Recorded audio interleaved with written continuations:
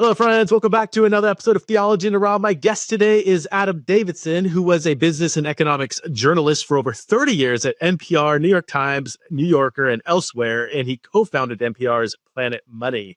Adam is an atheist Jew with Buddhist practices and a longtime fascination with evangelical Christianity. He majored in the history of religion with a focus on evangelicalism at University of Chicago. And Adam will also be a speaker at this year's Exiles in Babylon conference. If you want more information of the conference, you go to theologyinraw.com. It's from April 3rd to 5th in Minneapolis. Adam will be speaking with Sean McDowell, wrestling with a question from two different perspectives. Is the Evangelical Church good for this country? I'm so excited about that conversation at the Exiles conference. And I love this conversation. I wanted to have Adam on just to kind of get to know him. I've never talked to him in person. And I wanted to introduce him to the Theology in the Raw audience leading up to the conference. And, we obviously have very different religious beliefs, but I told Adam, I want to have you on to get to know you better, not to debate the existence of God or something like that. Maybe Sean and Adam will get into that. But really, really enjoy getting to Adam. He's a very honest person and a delightful conversationalist. So I think you'll really enjoy this episode. So please welcome to the show for the first time, the one and only Adam Davidson. Adam, so good to have you on Theology in the Raw. Really looking forward to this conversation. Give us a bit of your story. You can go as far back as you want. I'm particularly interested in hearing how you have interacted with religion over the years, how you've thought through this broad category of religion and evangelical Christianity in particular. But take us back to however far you want to go, to the womb, to your childhood. Sure. Well, I grew up, I'd say, culturally, religiously, like as far from evangelical Christianity, I think, as it's possible to be in the United States. I was born in 1970 and grew up in Greenwich Village in Manhattan, which was and is, and like extremely left wing. I mean, I think you could probably have found other pockets in the world or in the country that were more left wing, maybe, but I grew up not far from Stonewall, which is where the kind of gay liberation movement started. I grew up in a building that's all artists. You have to be an artist to live there. And I think most artists, or at least most artists in New York City, extremely left. So I grew up in a world that was, to say it was like pro-gay, it's almost like it was like half gay. Like it was just a very gay world. It was a very open world to a lot of, experimental lifestyles and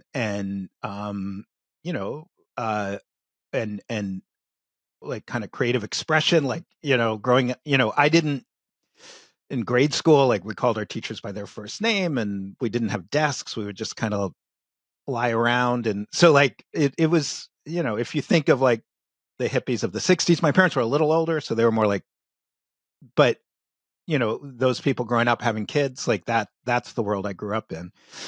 And there was very little formal religion. I mean, I think growing up, I knew one or two kids who went to church, but that was kind of weird and we didn't understand it. And I'm sure these were super gay affirming, like,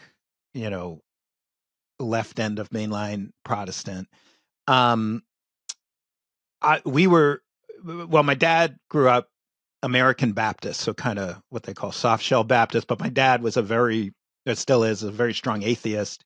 So he had long since, I don't know if he ever had faith of any kind. I don't think he did, but long since, and my mom is from Israel. So we grew up really in a Jewish home, but like many Jews, like a secular, we would say blessings, we would go to synagogue, but it was more kind of a connection to the culture and the history than any kind of religious belief. Like we certainly didn't eat kosher or observe the Sabbath or anything. And I'd say almost all the people who practiced anything would have been, there's a lot of like Sri Rajneesh, like these kind of Hindu folks, some of whom are kind of cult-like, some aren't. There were Buddhists, there were like more kind of New Age folks, but I mean, I really didn't understand faith. Like I didn't have people in my life who had faith. I had a lot of people in my life who had contempt for faith. So I went to college. I went to University of Chicago and majored in history of religion. And it was, I was like, I want to understand these evangelical Christians. So growing like in the 80s, when I was in high school, there's, you think of like some of the televangelist scandals and, a kind of growing muscular moral majority. And the world I lived in could only understand these Christians as figures of hate, figures of judgment, sort of a weird combination of like comical, like, like you can imagine all the prejudices that these are like ignorant people who don't understand evolution and stuff, and also who just hate us and just want to like ruin the world. And so I was like, I want to understand those people. So I mean, the core of my program was like ancient Near East religion, so sort of like Mesopotamian up through the Hebrew Bible. But I did some special work where I spent a lot of time at the Moody Bible Institute, just because was in Chicago, and got to know a lot of evangelicals and got to understand a lot more about evangelicalism. And sort of to my shock, learned that you could be an evangelical and from a place of love, from a place of a generous spirit. Like I learned respect for some forms of evangelicalism. I also learned, I also met some people I didn't, who kind of confirmed a lot of the stereotypes. When I would meet kids who were gay who went to Moody Bible Institute, I met some people, and the way they were treated. And so, I've never really had a faith in God. Frankly, I don't understand what that would mean. Like I even though I have a degree in history of religion, even though I've spent, I'm in my mid 50s, I've spent a lot of time talking to religious people. I still, like when I say I'm an atheist, I don't mean it like I refuse to believe in God. I mean, like, I literally don't know what you're talking about. Like at some fundamental level, I don't know what people mean when they say they believe in God. It doesn't make sense to me. But I do see, even though I see it as man-made, I see religion as a really vital part of how a society works, both good and bad. That doesn't mean it's always good. It also doesn't mean it's always bad. So I do have a personal practice, which we can talk about, which is a Buddhist practice. But I emphasis on practice, like not, I don't know that I don't believe in like reincarnation or, Buddhism doesn't really have a creator God, but some forms of Buddhism have all sorts of godlike entities. They call them gods. I don't find I believe in anything supernatural. I also have a Jewish practice. It's not very devout in any way, but it was just Hanukkah. We lit the candles. We sometimes observe just not the full Sabbath, but like light the candles on Shabbat. But that feels more like both the Buddhism and the Judaism feel more to me like a connection to human beings around some themes that allows me to feel like I'm accessing some forms of wisdom and a way of thinking about human issues, but in a broader perspective than just materialism or naturalism or whatever. But I don't find a draw towards any kind of supernatural belief. In fact, I find that stuff just confounding and weird, to be honest with you. I'm curious, you said your interaction with some evangelicals at Moody and in Chicago, some confirmed your presuppositions, but others maybe disrupted your presuppositions. Tell me about that latter category. What was it about these evangelicals where you're like, oh, these people are actually can be loving and good for society? Like, what was it about them that gave that error? So part of it, I'm picturing one guy in particular. I don't remember his name. He was at University of Chicago, actually getting his PhD in divinity. there's just sort of a vibe that some people give you. Where there's like, you feel they are grounded in some approach to living life that feels peaceful and loving and allows them to engage others, even people they wildly disagree with, from that standpoint of being grounded and loving. And there's sort of a calm to it. There's a gentleness to it. It's I have a dear Amish friend who passed away a few months ago who really embodied that for me, and I can see the link to their faith in that. I would say, while I have a lot of love for Judaism, I don't think of a lot of Jews I've known who have that. Like, I don't think that's a main driver of Judaism. I would say, for me, in my experience, Buddhism is more likely to give that. Like, I find that's what part of what draws me to Buddhism is that, not to say there aren't jerky Buddhists or judgmental Buddhists or, but I see that. And so I'd say it starts with that feeling, but then intellectually, like, understanding that, like, a lot of non-Christians or non-evangelical Christians get really caught up on, oh, you think I'm going to hell? And understanding, like, it can be deeper than that. It can be more profound than that. That it's like you have a different understanding of the very fabric of the universe, and you found a way to feel in keeping with the structure of the universe, and you want to invite me into that, and it pains you to see people not in that. Like, that I didn't know that existed. I didn't know that was a thing. At the same time, while there are plenty of jerky atheists and stuff, like, I met, for me, on that gut level, like, meeting Christians or anyone, like, of any faith, who is super caught up in what other people are doing and thinking and feeling, and, like, in a really angry, judgmental way, where there's like this kind of forced angry certainty. To me, I'm like, I don't believe that you believe what you say you believe. Like, I think, to me, a real belief in a connection to the eternal and to like, you just wouldn't be all caught up on, like, on how someone else doesn't get it and I'm so mad at them, and like how, like, if that's where you got, then I don't want to be part of that, and I don't believe that you actually believe what you're saying you believe, because if you did, you'd be chiller about it. Like, you almost see a disconnect between how some religious people behave and what they say they believe. Yeah, I mean, I don't know.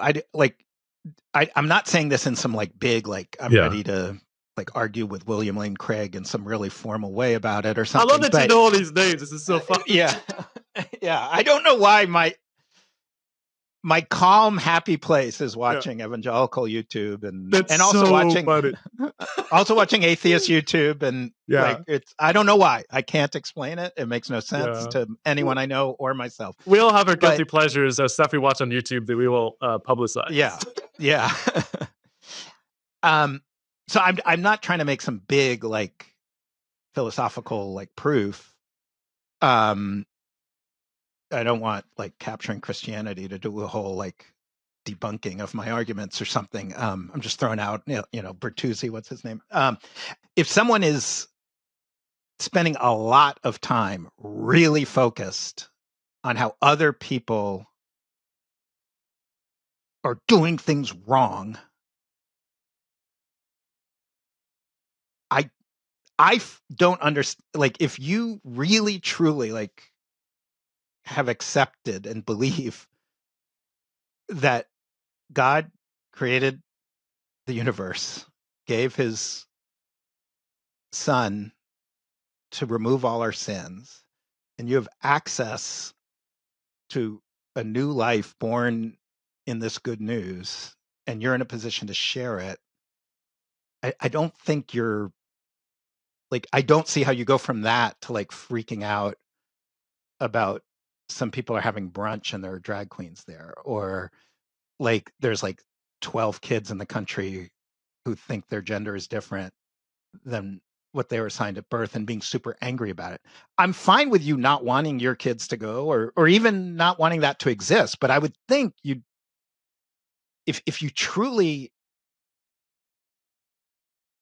believed what you believe, like I don't see how you get from that to anything other than like a sweet, sad pain. Like that I understand. But the like, God damn those people, I hate them so much. And I'm going to spend a lot of time making them miserable. And then I'm going to say some nonsense about how I hate this sin, but I love the sinner, but I'm going to do it in a way that shows I really, really hate the sinner. You know, I wrote an essay years ago about, what was the 1970s movie about the rapture that was like really popular? Oh, And Left Behind, right? Or but no, it wasn't Left Behind. It was Heaven's Gates, Hell's something. or maybe Strangers. Stranger Than Night. I grew up on this stuff. Yeah, I'm trying to. It's been a while though. yeah. Yeah. A Thief in the Night. A Oh, Thief Thief in in the the Night. Night. Yeah. Yeah. You watch that movie, or you hear Christian music from the 70s. There's a sadness to the non-believer. There's like a sympathy and sadness. Not sympathy like I agree with you being a non-believer, but it's like it's a sad. It's like, oh man, like there's this beautiful truth, and but then you watch like the God's Not Dead series, and it's like this mocking, contemptuous, no non-religious person sees themselves in the secular characters in the God's Not Dead series. It's like a comic. It's like, I mean, literally, it's hilarious. It's like I watch it for fun. It's like the funniest stuff in the world. A Thief in the Night like tried to sympathetically understand the people who are left behind so that they can better mission to them. God's Not Dead is this kind of triumphalist mocking, Pugilistic. pugilistic, setting up straw people. And I mean, I know Christians like to say you can't know someone else's faith. They absurdly somehow use that to imagine Trump is a Christian. But I'm not a Christian, so I get to judge other people's faith. And I think like, we'll know you by your fruits. And if your fruits are anger and judgment, like, then I don't know, you didn't read the book I read. You didn't connect with the Jesus figure I read about. And not that I'm some authority, but like I said to Sean McDowell once, I would guess that if I was in your church, I'd be in the top 20% of knowledgeable about the New Testament, and probably in the top 2% of knowledgeable about the Hebrew Bible. I've done a lot of reading. I think I have, for a non-Christian, a pretty rich understanding.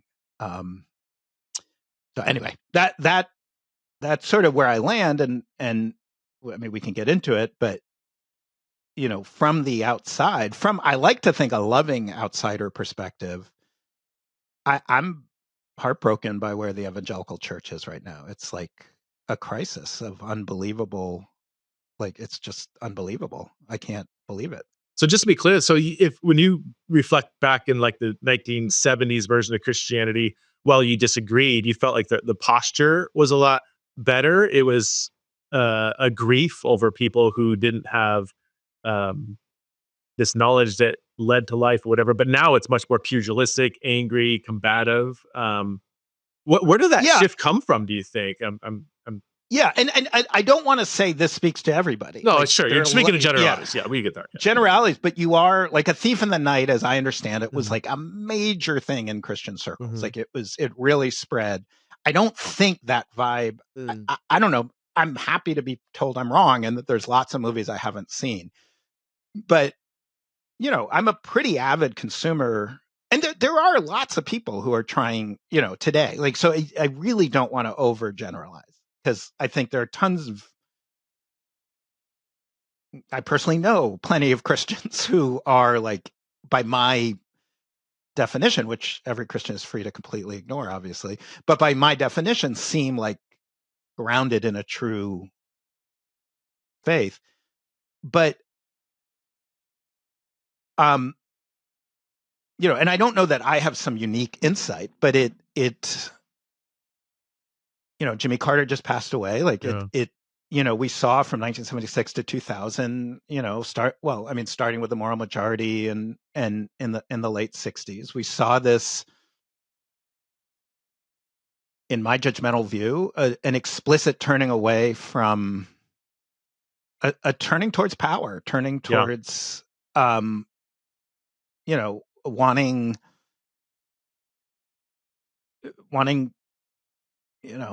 what is Caesar's, I guess, and in the late 80s, early 90s, like, you're younger, but, there's a lot of like the prayer movement, like a kind of like, oh man, we went too far towards power. Like we went too far towards like prosperity gospel and stuff. And you would like this return to wanting these tools and practices that brought that faith deeper into your soul and deeper into your heart. But certainly the public face of evangelical Christianity today is we want people to accept Jesus as their personal Lord and Savior. We want people who have not accepted Jesus to also take on all these other viewpoints and actions. And in a way, to me, it's bizarre. Like, I'm a married straight dad. I am not saved. If I became a transgender, openly gay drag performer, I'm still not saved. Like, there's no, like, keep your eye on the friggin' prize, people. Like, it's not like what in the world of the unsaved, like obsessing about minority groups.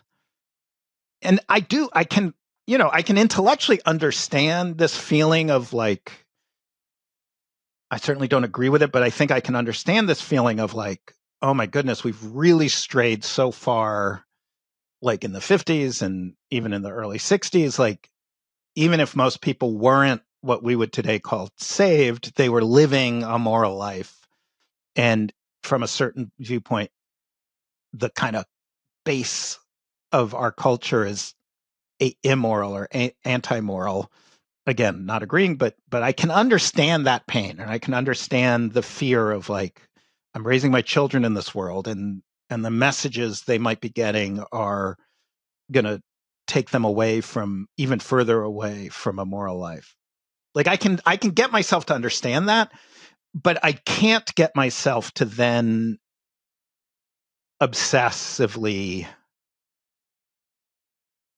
like, the level of anger and judgment and cruelty and like theatrical cruelty, like, I think, obviously we can go down a deep, deep, deep well talking about Trump, but among many things about him is the openly delighting in cruelty, the mocking of people, the delighting in humiliating people. And I know that not every evangelical supports Donald Trump. And I know that, and I've seen the statistics, like, we say 80 something percent of evangelicals support Trump, but then people will break that down. And, these are self-reported evangelicals, and a lot of them aren't even going to church and aren't really affiliated with a church. And, but that being said, anything short of a clear moral statement that like, we're not on board with theatrical cruelty to immigrants, to the downtrodden. I mean, have you read the New Testament? Is there, like, Jesus can be really angry, but he's angry at people with power. He's not angry at people who are on the outskirts of society, who are downtrodden, who are, and if you can look at, I mean, where I grew up in Greenwich Village was the center of at the time we called them transgender prostitutes. Like, that was the center of it. Like, maybe San Francisco also had a center, but we were, like, I grew up seeing, and if, like, the word like, you should start, like, alarm bells should be going off. Like, oh, right. There's some It's a very New Testament word. Yeah, like, there's some really clear instructions about how we think about people who society has cast aside, even if, maybe especially if, they are doing things that we consider immoral. And it's not, this is not ambiguous. Like, we can argue over who are the money lenders of today and who gets their tables turned over, but it ain't them. And it's not some 16-year-old girl who was born a boy who wants to play volleyball. Like, you can disagree, you can feel bummed, but if there's like 100 of those kids in the country, I'm not saying you have to embrace it or accept it or fly some flag, but just, if that's your focus, like, you look at America today and your main focus is there's 100 kids in the country who are playing sports, like, just think about that kid, like, what they must feel like every day. And then you're just going to add to that. This episode is brought to you by MitoPure by Timeline. Okay, so I care a lot about my health. You've heard me talk about this. And, the older I get, the more important it is for me. I love having energy. I love feeling young, but I literally just turned 49 just a few days ago. And the older I get, the harder it is to have energy and feel young. So MitoPure is the first and only supplement clinically proven to rejuvenate health at the cellular level. So MitoPure is a precise dose of a rare postbiotic called urolithium A. It works by promoting an essential cellular cleanup process that clears out dysfunctional mitochondria. You can think of mitochondria as like your cell's battery packs. MitoPure is the only urolithium A supplement on the market clinically proven to target the effects of age-related cellular decline. If you use it consistently, you will see and feel the difference in the form of improved energy levels, better workouts, faster recovery, and more endurance. I've been taking it for a few months now, and I feel stronger in my workouts, quicker recovery, and I experience higher energy levels. And I live with the peace of mind that I'm supporting my health at the cellular level. Okay, so Timeline is offering 10% off your first order of MitoPure if you just go to timeline.com/theology. That's timeline.com/theology, or just click on the link in the show notes. Hey friends, if Theology in the Raw has blessed or challenged you in any way, would you consider supporting the show through Patreon at patreon.com/theology in the raw? We are actually revamping our bonus material that Patreon supporters get. So we are going to 2 bonus Q&As per month for all the different paid levels. Silver level gets access to ask questions for the Q&A episode, and also you will get access to Exiles in Babylon archived content, which will be releasing different videos every month. Also access to bonus research episodes that I'm gonna record from time to time. Access to rough drafts of certain things I'm working on, which is a little scary for me to let people look into that because it's a rough draft. Gold and Gold Plus members get, we have monthly Zoom chats and all the other perks that the other tiers get access to as well. So again, if you want to support the show, it really, really does help us to flourish as a ministry. Again, patreon.com/theology in the raw. I will see you in the community. What's interesting is, like, you and I probably come from completely different worlds where I didn't have any exposure to anything that was remotely left wing. Like, I thought that was a category out there. I remember when I became a Christian at 19, I heard that there was a Christian professor at the junior college I was at that was a Democrat and a pacifist. And I was like, well, obviously he's not a Christian then. He can't be a Democrat and a pacifist. Jesus obviously wasn't like, that was those are the categories. I don't have those categories anymore. No, I'm a pacifist. So, so it's fascinating that we probably come from the opposite ends of our kind of cultural environment and have grown to try to understand the other side. And so um, I think there's a lot of overlap between your perception and my perception looking at my own tribe. And I don't disagree with a lot of things you're saying. I wonder with I'm trying to think with the category of say moral outrage, if it's toward certain behaviors that mean nothing to you. Um, somebody wants to smoke pot in their living room and whatever, or whatever. You do you, it's a free country.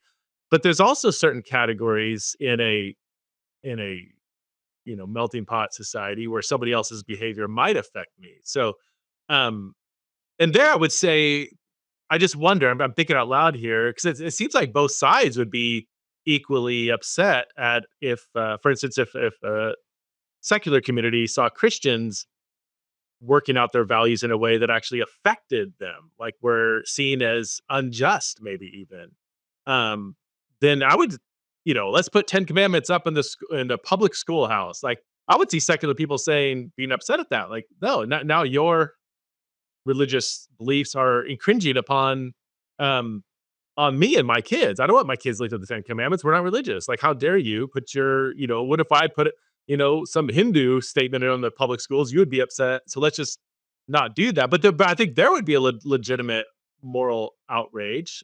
Um, and so I wonder if there are some Christians who feel that, maybe their kids are being taught things about gender and sexuality as, in the fourth grade that they're like, wait, I don't, you shouldn't be teaching my kid these things. Like, this is not right, Yeah, and I do want to like differentiate kind of the vibe.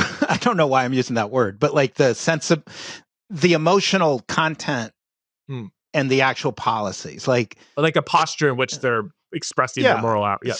Like when I think of people I've known, Christians I've known who do not want anything other than what they would consider biblical marriage. I know enough about the Bible I could have a lot of fun talking about what biblical marriage actually is. But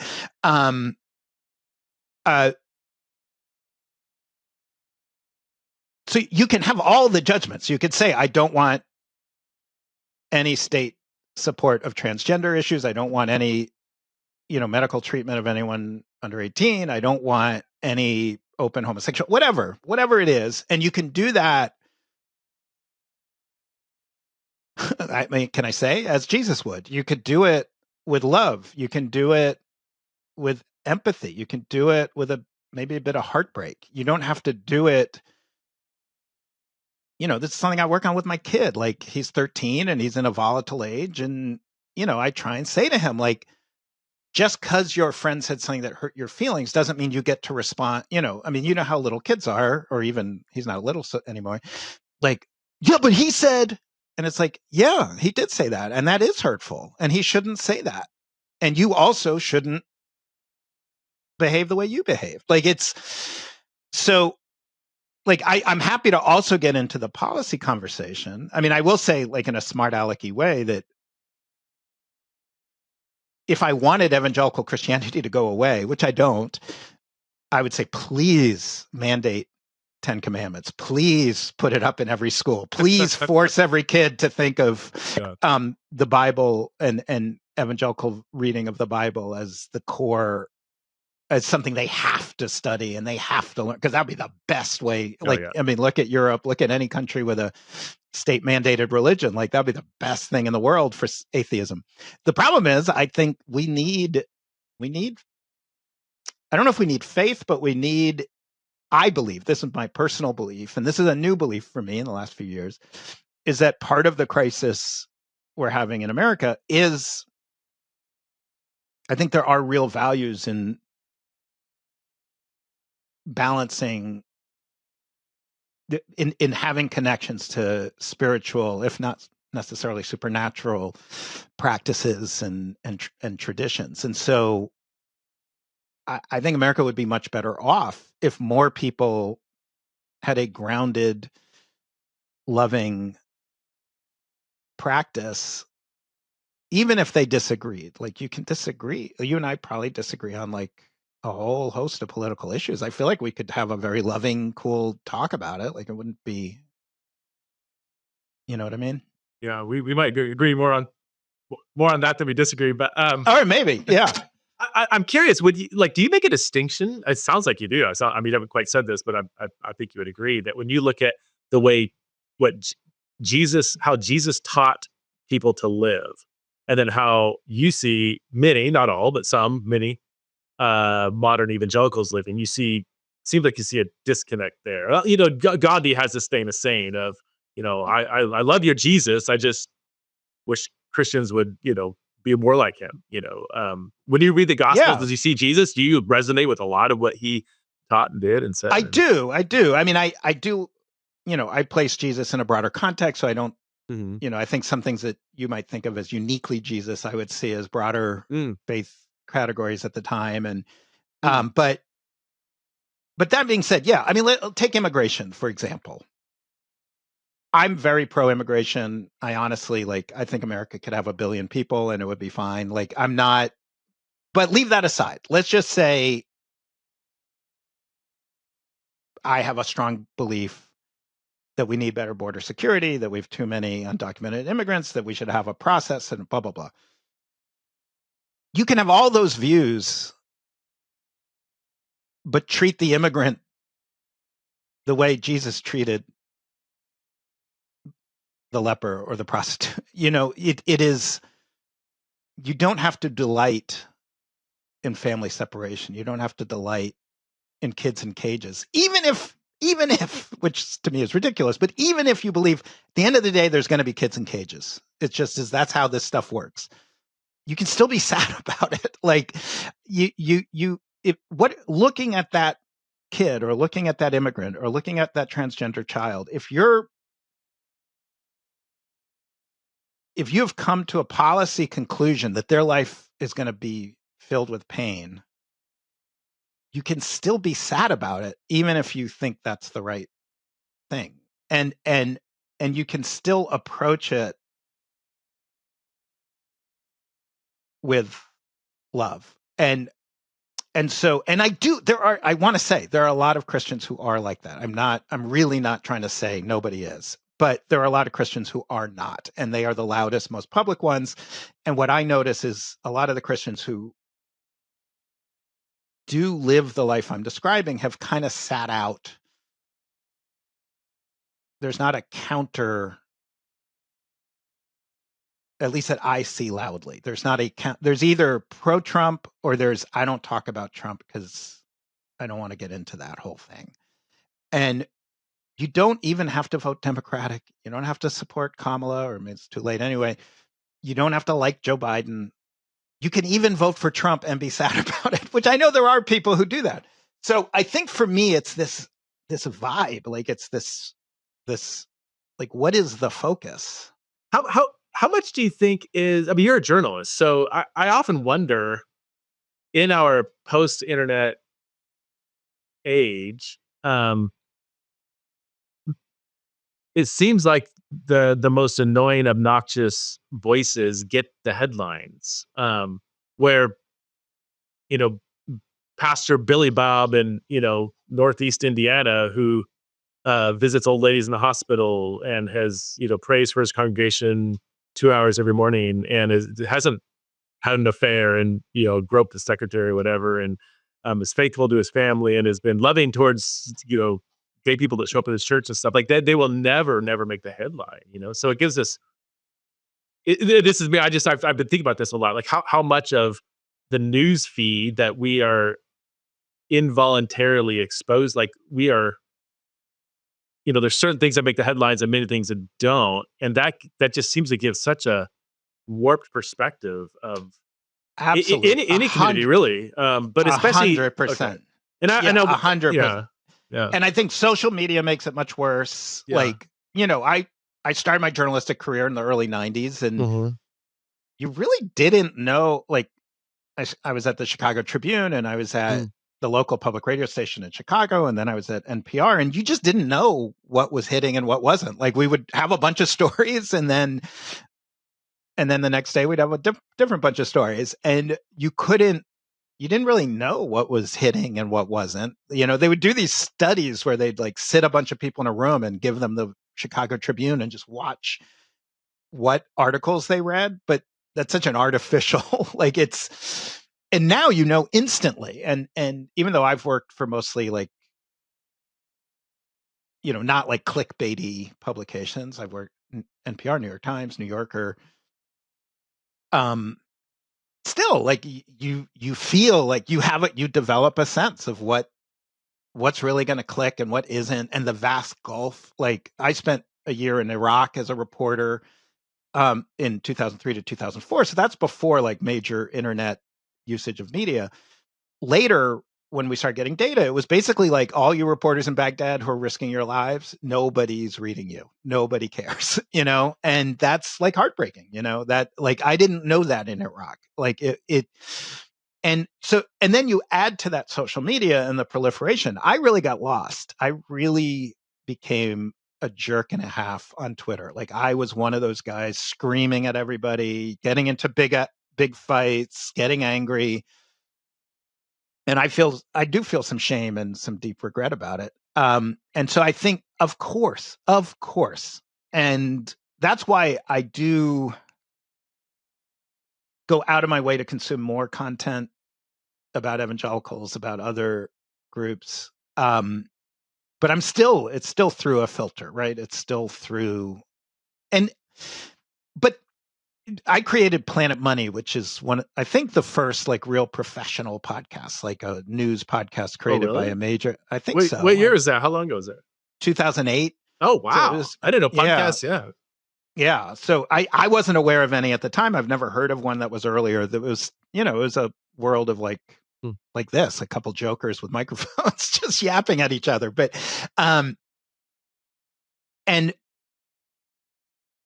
in the beginning, our numbers were really tiny compared, like NPR would reach 6 million people every minute of the morning. And we, Planet Money would get like 50,000. But I would say it's not just the numbers, it's the quality of engagement. And that was a big thing I would emphasize to my team and to others at NPR, that when someone chooses to listen to a podcast, it's a proactive step. It's different from just turning on the radio and whatever's on is on. And it's a quality of engagement that is different. Like, you can start even putting numbers on it. Like, advertising is in CPMs, cost per 1,000 impressions. And I don't remember the exact numbers, but it was like cost per 1,000 on broadcast radio back when I was in this business was like $2. 2 cents. Maybe it was $2. And cost per 1,000 impressions on podcasting was like $100-something. Like it was, 50 times the impact, because people listen in a different way. They engage in a different way. It means more to them. They chose it. And when you think about the kind of content that gins up outrage, yes, it gets numbers. It gets deep, big numbers. But if you think, like, if you did a podcast and someone came to you and said, I was saved because of you, or I reformulated how I see the world, and I'm now an advocate for a more loving form of Christianity. Like, how many of those do you need to hear to feel like you've had a life well lived? Like 1, 2, 3? Like if you had 12, it would be unbelievable, right? Just to pick a number out of a hat. But if I told you, 200,000 people liked your tweet, and 199,000 of them didn't think about it ever again and don't know who you are, and it had no impact because they're now getting all worked up about some other tweet.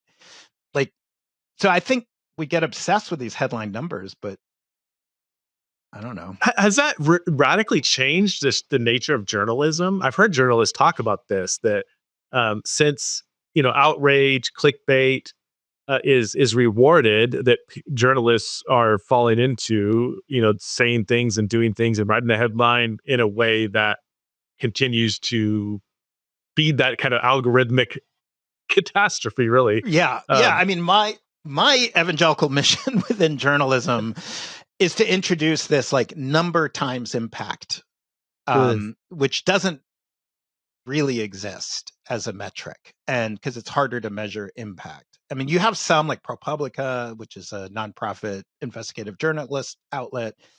You have some forms where that exists, but I think so. There's the first pass, like the very first level, which is like, oh, let me do the stories that have a lot of likes and dislikes and blah blah blah.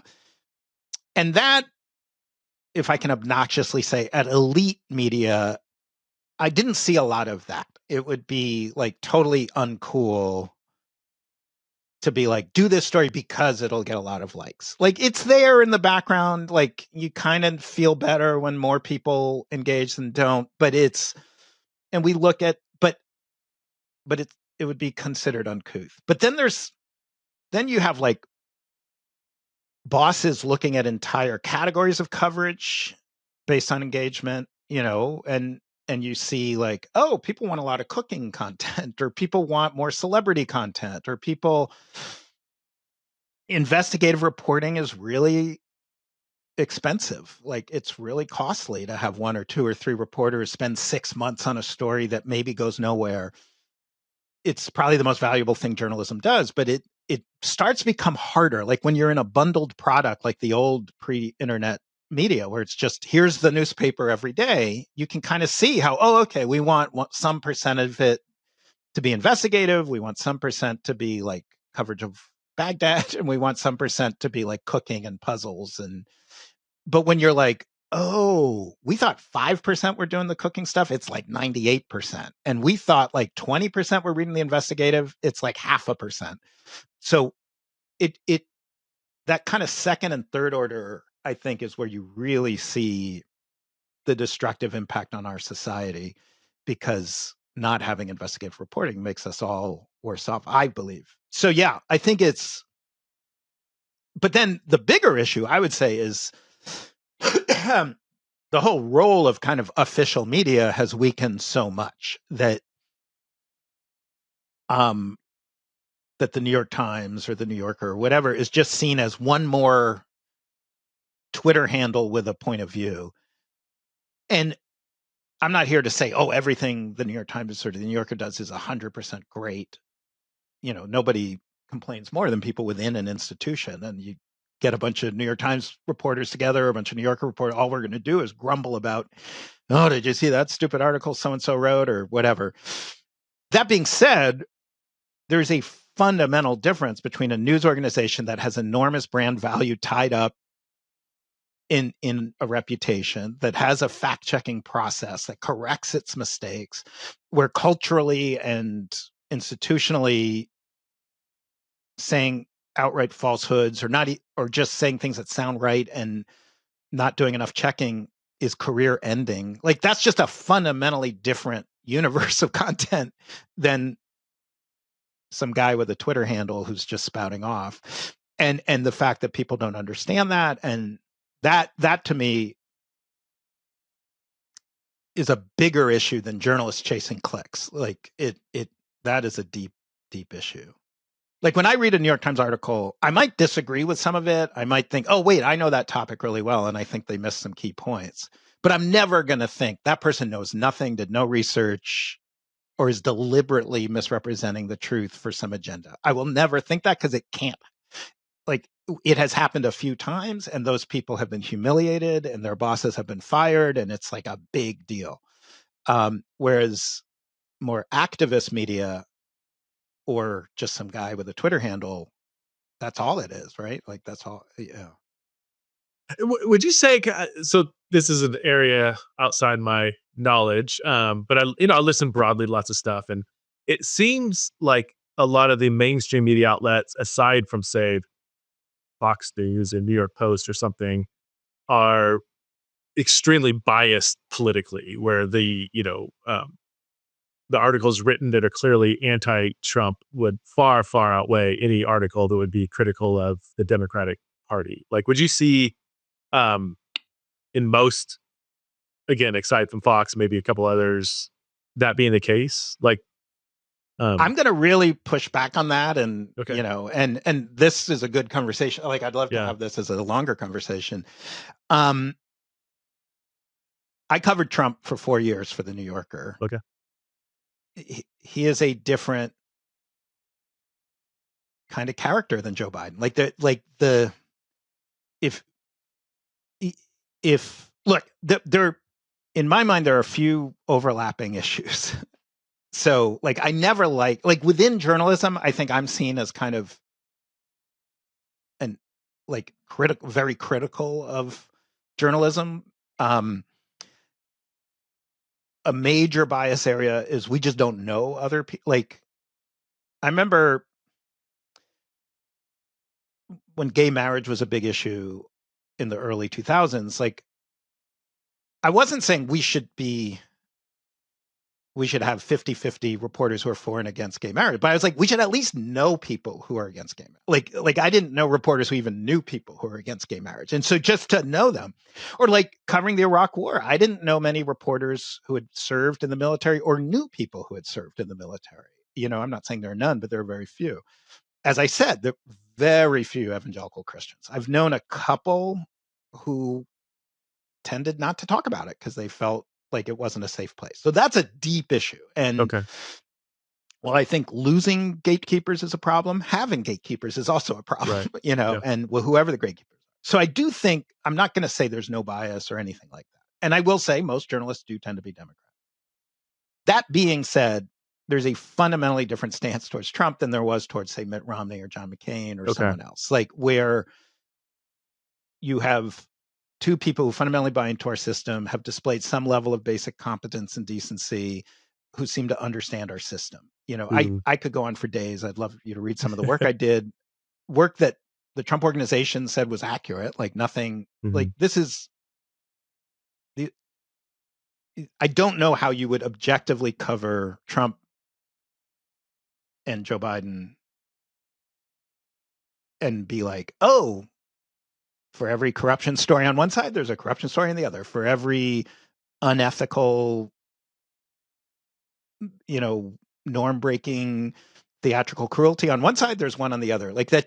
So my view would be we undercovered Trump's downsides, not overcovered them by far. So you would say it's not a problem of bias covering, it's the content you're working with. Namely, you have a guy who is demonstrating a vast array of character issues. I don't think most people.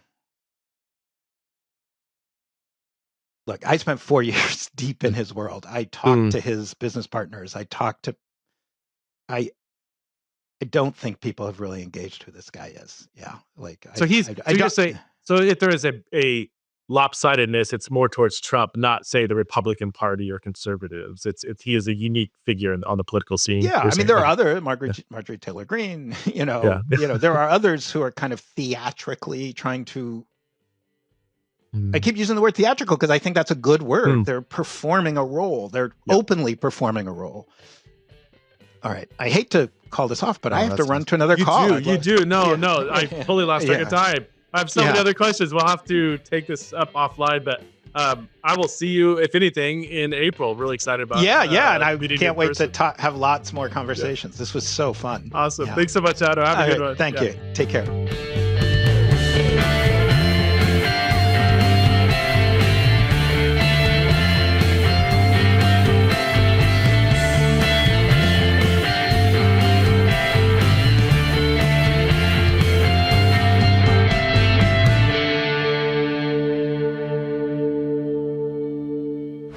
This show is part of the Converge Podcast Network.